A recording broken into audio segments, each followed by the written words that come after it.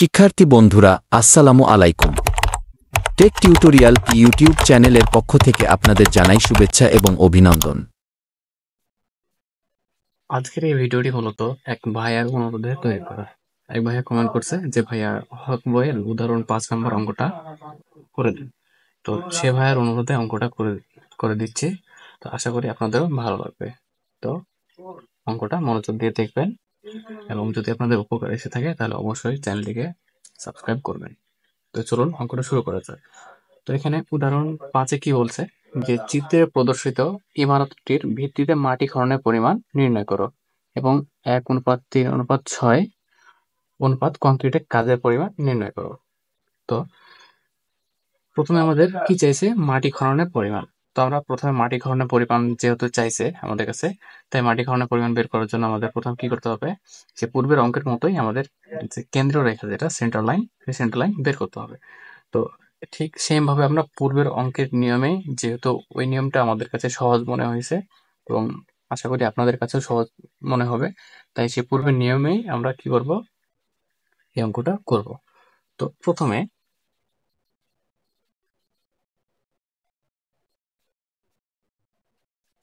আমাদের কি করতে হবে, যে কেন্দ্র রেখা সেটা বের করতে হবে। তো পূর্বের অঙ্কে আমরা হরিজেন্টালি বের করছি প্রথমে, তাই আমরা এটাতেও হরিজেন্টালি বের করব। সিএল হরিজেন্টালি যে সিএল সেটা, এটা কি প্রথমে আমাদের 12.5, মানে এটা হচ্ছে মেইন অলের কারণে এটা আমাদের কি হবে, 12.5 নিতে হবে, মানে অর্ধেক, মেইন অলের অর্ধেক, সেটা হচ্ছে 12.5 যোগ হচ্ছে কত, এখানে 350।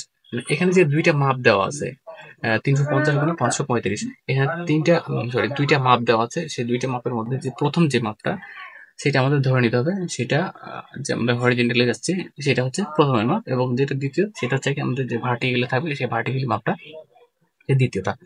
তো প্রথমে যে মাপটা আছে সেটা কি হরিজেন্টালি, তাহলে এটা হচ্ছে কত, 350 প্লাস হচ্ছে এখানে 25, মানে মেইন অল, তার কারণে এটা হবে 25 প্লাস হচ্ছে এখানে দেখতে পাচ্ছি বাথরুম কিচেন এই দুইটা আছে এবং পার্টিশন অল আছে। আমরা যদি এখান থেকে নিতে যাই, মানে এদিক থেকে ক্যালকুলেট করতে যাই, তাহলে আমাদের বেশি ঝামেলা করতে হচ্ছে। আমরা বরং এই ডাইনিং এর হিসাবটা যদি এখান থেকে এখান পর্যন্ত করি তাহলে আমাদের শর্টকাটে হয়ে যাচ্ছে। তাহলে প্লাস হচ্ছে 425, মানে শর্টকাটটা আমরা অবলম্বন করব। প্লাস এখানে এটা মেইন হল, এই মেইন হলের অর্ধেক নিতে হবে কত, 12.5 ক্লোজ। এখানে কিন্তু আর এখান থেকে শুরু করে এই পর্যন্ত মধ্যেখানে সম্পূর্ণটুকু নেওয়া হয়ে গেছে, আমাদের আর বাকি কিছু রইল না। এখন দেখবো সিমিলার কয়টা হচ্ছে, মানে সিমিলারলি অল কয়টা আমরা পাই সেটা দেখবো। মানে এই যে এ অলটা যে আমরা ক্যালকুলেট করলাম, এই অলটা সিমিলার অল কয়টা হচ্ছে সেটা দেখবো। তাহলে এটা সিমিলার, এটা কারণ এখান থেকে শুরু হয়ে এ পর্যন্ত যাবে, এর মধ্যেখানে দরজা বাদ যাবে না, মানে এটা আমাদের গন্তিতে চলে আসবে। তাহলে এখান থেকে এখান পর্যন্ত একটা, এটা সিমিলার, এটা একটা, দুইটা, এবং এখানে যে ওয়ালটা, এই বারান্দা সহ বারান্দা, এখানে কিন্তু আমাদের যে গ্রেড বিম সেটা যাবে এখান থেকে এ পর্যন্ত। তাহলে 1 2 3, তাহলে এটা হচ্ছে কয়টা, তিনটা। এবং এই যে এখানে যে একটা ওয়াল রয়েছে, এটা এখান থেকে শুরু হয় এখানে গিয়ে শেষ। তাহলে এটা আমাদের কত হচ্ছে, এখানে 12.5, 12.5 যোগ হচ্ছে 550 প্লাস হচ্ছে এখানে আপনার মেন হলের কারণে এটা হচ্ছে কি 12.5, 12.5। তাহলে এটা কত হচ্ছে, এটা হয় 3050 সেন্টিমিটার, মানে 50 মিটার। এখন আমরা ভার্টিক্যাল হরিজন্টালি কাজ ক্লিয়ার। এখন আমরা কি করব, এখন আমরা ভার্টিক্যালি যেটা সিএল অফ ভার্টিক্যাল সেটা হিসাব করব। এইভাবে ভার্টিক্যালি কিভাবে হবে, এখন দেখবো যে আমরা ভার্টিক্যালি কোন দিক থেকে নিলে আমাদের সহজে অঙ্কটা মিলে যাবে। মানে এখান থেকে যদি নিই তাহলে এই যে এখানে সিঁড়ি ঘর, যেটা একটু এটা বড় মাপ, তাহলে এখান থেকে সিঁড়ি ঘরটা নিলে আমাদের সহজে হয়ে যাচ্ছে।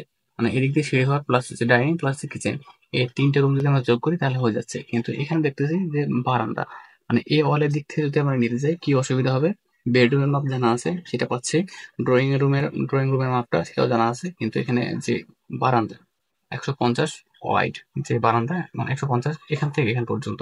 কিন্তু বারান্দা করতে গেলে অনেক সময় আমাদের ঝামেলা আছে। সেটা ঝামেলা হচ্ছে কি, যে বারান্দা আমাদের এখান থেকে শুরু হয় এখান পর্যন্ত শেষ, কিন্তু এটা হচ্ছে ওয়াইড। অনেক সময় আমাদের মাথায় এটা ক্যাচ করে না, মানে ভুলে যায় যে বারান্দা হিসাবের সময় আপনার এখান থেকে যে এটুকু হিসাব করতে হবে মাটি খননের সময়, মানে ঝামেলার মধ্যে পড়ে। তাই আমরা যেটা সহজ মনে হয় এখান থেকে না নিয়ে আমরা এদিক থেকে নিব, সিঁড়ি ঘরের দিক থেকে নিব, তাহলে এটা সহজ হবে। তো প্রথমে একইভাবে হচ্ছে 12.5 প্লাস কিচেন, এই কিচেন হচ্ছে 222.5 যোগ এখানে একটা পার্টিশন ওয়াল, পার্টিশন ওয়াল কত 12.5। এটা মেন ওয়াল না, কিন্তু মেন ওয়াল হইলে এটা আমাদের 25 নেওয়া লাগতো, কিন্তু এটা আমাদের পার্টিশন ওয়াল হওয়ার কারণে এটা পুরোটা হচ্ছে কত 12.5, 12.5 নিতে হবে। এবং এখানে যে ডাইনিং, সেটা ডাইনিং হচ্ছে 300 প্লাস হচ্ছে এটা মেন ওয়াল। মেন ওয়াল কত নিতে হবে, মেন ওয়ালের কারণে অবভিয়াসলি 25 নিতে হবে। এবং এই যে সিঁড়ি ঘর হচ্ছে কত 550, 550 প্লাস হচ্ছে এখানে কত 12.5 গুণন। এখন আমাদের হিসাব করলাম আমরা এখান থেকে এখান পর্যন্ত হিসাব করলাম। তো এরকম একটা দুইটা আমরা সরাসরি দেখতে পাচ্ছি, একটা দুইটা, কিন্তু মধ্যেখানে এখানে একটা আছে এবং এখানে একটা ওয়াল আছে। এখন আমরা যদি এইটুকু অংশকে, এই যে এখানকার এই অংশটুকু যদি আমরা এদিকে কল্পনা করি, তাহলে কি এটা একটা এটা সমান হয়ে যাচ্ছে না? তাহলে আমরা তিনটা সিমিলার ওয়াল কল্পনা করতে পারি, একটা দুইটা তিনটা। তাহলে এর সাথেও 3 গুণ করে আমরা গোটা হিসাব করতে পারি।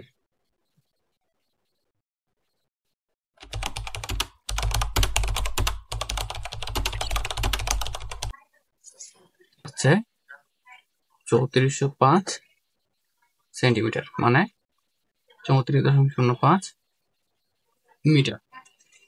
তাহলে এখন টোটাল সিএল কত হবে?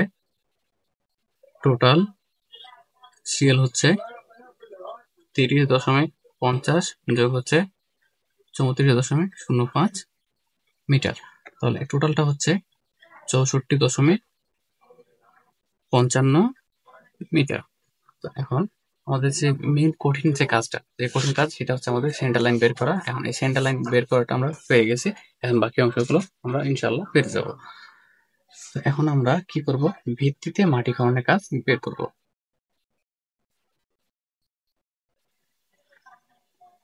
ভিত্তিতে মাটি খননের কাজ। তো এখানে কি জানি আমরা সূত্র, n into l into b into S.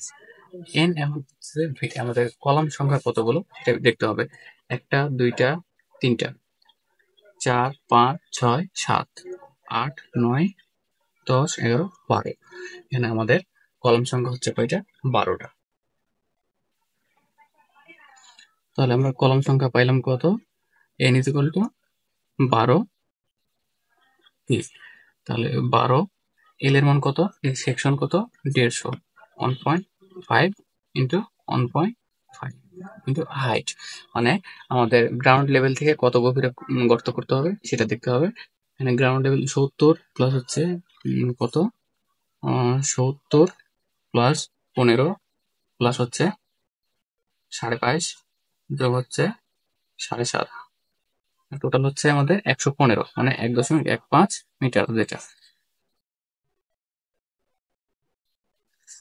তাহলে ভিত্তিতে আমাদের কত মাটি খননের কাজ, সেটা এই টোটালটা গুণ করলে আমরা পেয়ে যাবো। 12 গুণন 1.5 গুণন 1.5 গুণন হচ্ছে 1.15।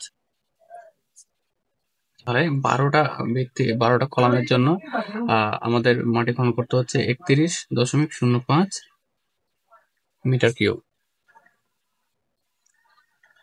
এখন আমাদের যেটা করতে হবে সেটা হচ্ছে যে এখানে আমরা যেগুলো ভিত্তিতে আছে সেটা আমরা বের করে নিলাম। এখন যে আমাদের গ্রেড বিম, সেই গ্রেড বিমে মাটি কাটা কাজটা হিসাব করতে হবে।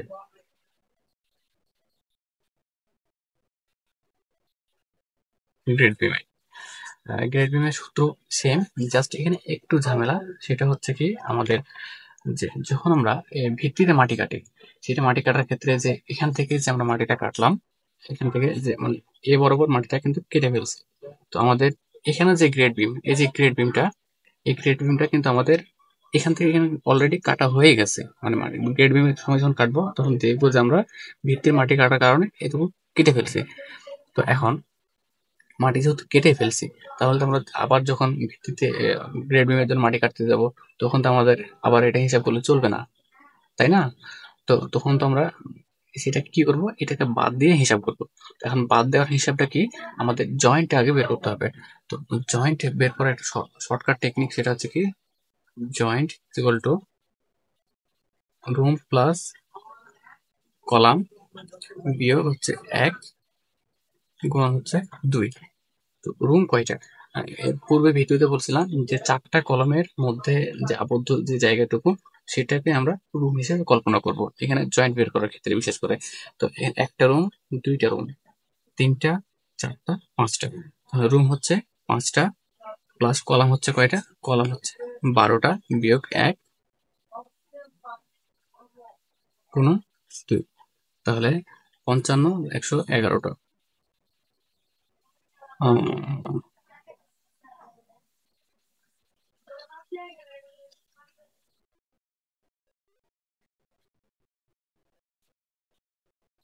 এখানে হচ্ছে 32। তাহলে জয়েন্ট সংখ্যা হচ্ছে 32টি। তাহলে এখন আমরা জয়েন্ট সংখ্যা পেয়ে গেছি। এখন আমাদের টোটাল যে সিএল ছিল, টোটালটা তো আমাদের গর্ত করা লাগতেছে না, কেন? টোটালটা কেমন লাগতেছে না? কারণ হচ্ছে কি, আমরা যখন ভিত্তিতে মাটি গর্ত করলাম, তখন কিন্তু আমরা কিছু কিছু মানে প্রত্যেকটা কলামের যে আশেপাশে যে গোড়াগুলো, সেই গোড়ার মাটিগুলো আমরা কি করছি, কেটে ফেলছি। তাহলে এখন আমাদের টোটাল যে সিএল, এখানে যে টোটাল সিএল আছে, এখান থেকে আমাদের পুরোটা করতেছে লাগতেছে না, সেখানে কিছু অংশ বাদ দিয়ে দিতে হবে। সে কিছু কি অংশ বাদ দিতে হবে? এখানে এল ইকুয়াল টু দেখি 64.55 এটা ছিল। এখন জয়েন্ট হচ্ছে কয়টা আমাদের? 32টা জয়েন্ট, এবং প্রত্যেকটা ভিত্তির আমাদের প্রস্থ হচ্ছে কত? 150 সেন্টিমিটার, মানে 1.5 মিটার। এবং প্রত্যেকটা থেকে আমাদের অর্ধেক করে, প্রত্যেকটা যে ভিত্তি, এখানে প্রত্যেকটা যে ভিত্তি, এই প্রত্যেকটা ভিত্তির আমাদের কি করতে হবে? অর্ধেক অংশ করে বাদ দিয়ে দিতে হবে। তাহলে অর্ধেক মানে কি, টোটাল সাথে 2 দিয়ে ভাগ করলে সেটা কি অর্ধেক হয়ে যায়। তো এখন দেখি হিসাব করে, 64.55 বিয়োগ,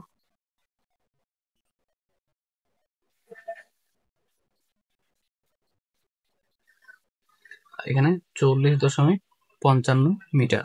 তাহলে আমরা টোটাল সিএল পাইছিলাম এত, কিন্তু আমাদের এখন আর এতটুকু গর্ত করা লাগতেছে না, কারণ আমরা ভিত্তির মাটি কাটার সময় অলরেডি সেটা কি কেটে ফেলছি। তাহলে এখন আমাদের জাস্ট 40.55 এই অংশটুকু আমাদের কি করা লাগতেছে, মাটি কাটা লাগতেছে। তাহলে এখানে এন এর মান 1 দেওয়ার প্রয়োজন নেই, আর দিলেও দিতে পারে, সমস্যা নেই। 1 ইন্টু এল এর মান হচ্ছে কত? 40.55। বি এর মান হচ্ছে কি, এটা যেহেতু আমার গ্রেড বি, গ্রেড বি এর প্রস্থ কত? 25, 0.25। এবং হাইট কত? এখানে দেখেন, এখানে একটু বোঝার বিষয়, এটা টোটাল যে গভীরতা, সেটা কিন্তু আমাদের 30, মানে এখানে 15 হচ্ছে মাটির উপরে, 15 হচ্ছে মাটির নিচে। তাহলে মাটির নিচের অংশটুকু আমাদের গর্ত করতে হবে। তাহলে এটা হচ্ছে কত? 0.15।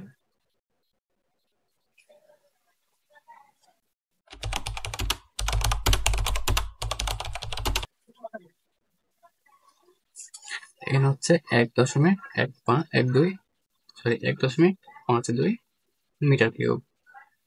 এই অংশটুকু আমাদের মাটি কাটতে হচ্ছে। অতএব টোটাল ওয়ার্ক 31.05 যোগ হচ্ছে 1.52,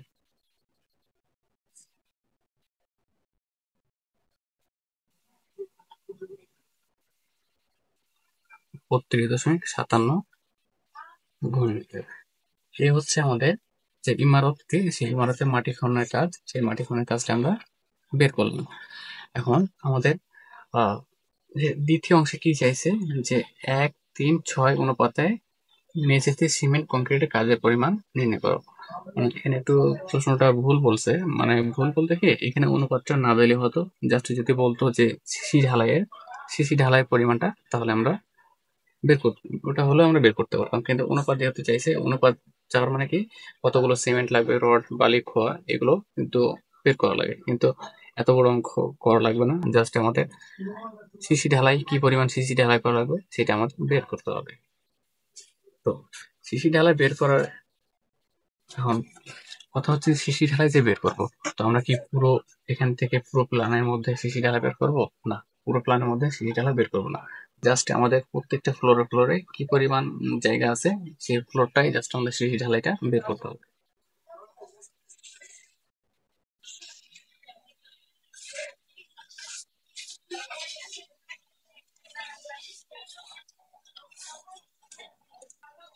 এখন আমরা কি করব যে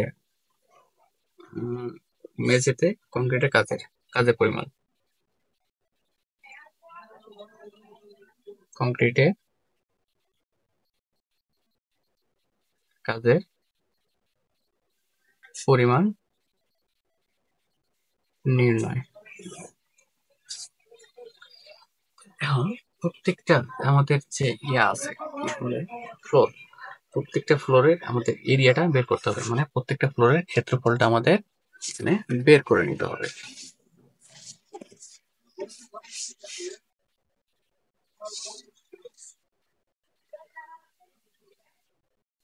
প্রথমে আমরা কি বের করব? বেডরুম। বেডের হচ্ছে কত? এখানে 350, 3.5 ইন্টু এটার দৈর্ঘ্য কত? 5.35। মানে জাস্ট ভেতরে আমাদের কি করা লাগে? ভেতরটারই আমাদের হচ্ছে সিসি ঢালাই করা লাগে, তাই আমরা শুধু ভেতরে অংশটুকুই হিসাব করব।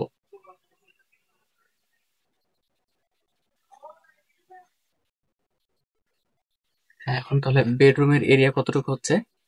3.5 গুণন 5.35, 18.725 মিটার স্কোয়ার। 2 নম্বরে আমাদের কি বের করতে হবে? এখানে বাথরুম, কিচেন প্লাস হচ্ছে ডাইনিং, এই তিনটা আমাদের একত্রে যে এরিয়া সেটা বের করব। বাথ প্লাস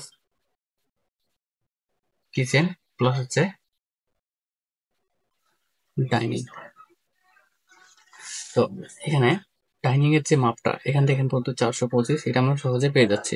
তাহলে 4.25 গুণন, এখন কাজ হচ্ছে আমাদের এখান থেকে এখান পর্যন্ত যে দৈর্ঘ্য সেটা বের করা, মানে এখান থেকে এখান পর্যন্ত দৈর্ঘ্য সেটা কত? প্রথমত হচ্ছে এখানে 3 মিটার, তাই তো? 3.00, আর এখানে হচ্ছে 12.5, 12.5 ভাগ হচ্ছে 100, এবং এটুকু হচ্ছে কত? 222.5 ভাগ হচ্ছে 100। মানে এখানে সেন্টিমিটার দেওয়া আছে, তো আমরা এখানে মিটারে করে নিলাম।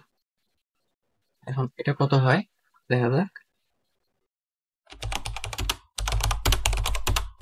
এটা হচ্ছে 22.74 মিটার স্কোয়ার।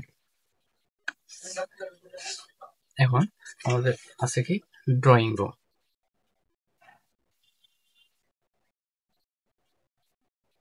ড্রয়িং এর এরিয়া কতটুকু? 5.5 গুণন হচ্ছে 4,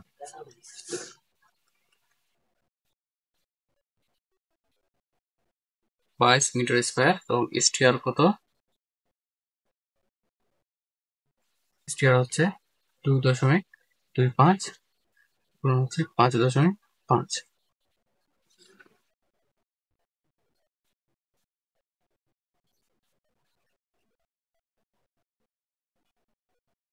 12.375 মিটার স্কোয়ার। এখন আমাদের বাকি অবশিষ্ট যে অংশটুকু রয়েছে সেটা হচ্ছে কি?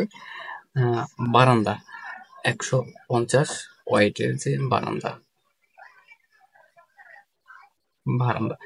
এখন কথা হচ্ছে যে আমরা এগুলোর ক্ষেত্রে যখন হিসাব করলাম যে এটা আমাদের মেন হল এবং এটাও মেন হল, এই মেন হলের মধ্যবর্তী অংশটুকু আমরা জাস্ট হিসাব করলাম, কিন্তু বারান্দা এটা তো ফ্লোর, মানে মাটিতেই তো এটা, কিন্তু এখানে আমাদের ওয়েট দেওয়া আছে এখান থেকে শুরু করে নিয়ে এখান পর্যন্ত, মানে এটা আমাদের ফ্লোরের উপরের যে মাপ সেটা, মানে জাস্ট এটাই মনে করেন যে ফ্লোর। এখানে যদি আমাদের একটা ইটের গাঁথনি থাকে এবং এটুকু যদি ফ্লোর হয়, তাহলে আমার এখান থেকে শুরু করে নিয়ে এই যে এখানে মেন দেওয়াল, এটা এটা গাঁথনি, এখান পর্যন্ত মাপ দেওয়া আছে, কিন্তু আমরা যে সিসি ঢালাই করবো, সিসি ঢালাই করবো কোথা থেকে? সিসি ঢালাই করবো তো আমরা এখান থেকে শুরু করেন, এখান পর্যন্ত আমাদের সিসি ঢালাই করতে হবে। জাস্ট এটুকু সিসি ঢালাই করা লাগবে। এটুকু কি আমাদের অলরেডি বারান্দার যে একটা গ্রাউন্ড লেভেল পর্যন্ত যে বিম, গ্রেড বিমটা থাকে, সেই গ্রেড বিমটা আমাদের এখান পর্যন্ত। এখন গ্রেড বিমের লেভেল করে আমাদের সিসি ঢালাই করা লাগে। তাহলে এটুকু আমাদের গন্তির মধ্যে ধরতে হবে না। তাহলে এখানে 150, 150-এর মধ্যে থেকে আমাদের এখানে যে 25, এই যে এটুকু যে 25, এটুকু বিয়োগ করে দিতে হবে। তাহলে এখন এটার মাপ কত? বারান্দা আপনার হচ্ছে 5.5 গুণন, মানে এখান থেকে শুরু করে এখান পর্যন্ত হচ্ছে 550, এবং এখান থেকে এখান পর্যন্ত 150 থেকে আমরা হচ্ছে 25 বাদ দিলে কত হয়? 125, 1.12, 1.25।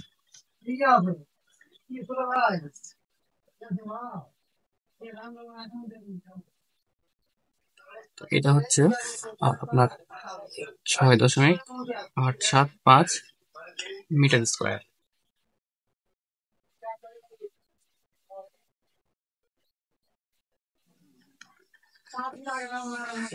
এবং আমাদের যে কাজটা করতে হবে সেটা হচ্ছে যে টোটাল যে আমাদের টোটাল এরিয়াটা আমাদের বের করতে হবে।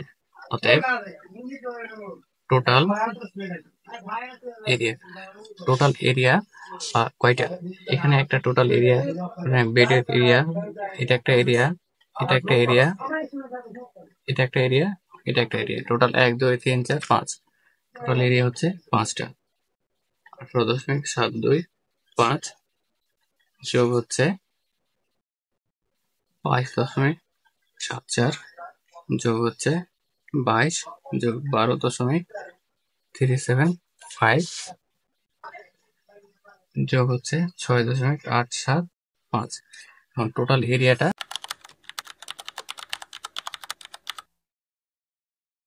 টোটাল এরিয়া আসতেছে আমাদের 82.715 মিটার স্কোয়ার। এখন আমাদের জাস্ট এরিয়া পাইলাম, কিন্তু আমাদের চাইছে কি সিসি ঢালাই, মানে কংক্রিটের কাজের পরিমাণ। কংক্রিটের কাজের একক হয় আমাদের কিসে? ঘনমিটারে। তো এখন ঘনমিটারে বের করার জন্য কি করতে হবে? যে আমাদের পুরুত্ব, সেই পুরুত্ব দ্বারা গুণ করলেই আমরা ঘনমিটার পেয়ে যাব। অতএব লিখবো কি? অতএব কংক্রিটের কাজ 82.715 গুণন কত পুরুত্বে ঢালাই করা লাগছে এখানে সেটা লক্ষ্য করবো। এই যে 7.5 সেন্টিমিটার সিসি ঢালাই, এখানে 7.5 সেন্টিমিটার করে আমাদের সিসি ঢালাইটা করা লাগবে। তাহলে 7.5 ভাগ হচ্ছে 100, মানে সেন্টিমিটারটাকে মিটারে করে নিলাম, গুণন হচ্ছে 7.5,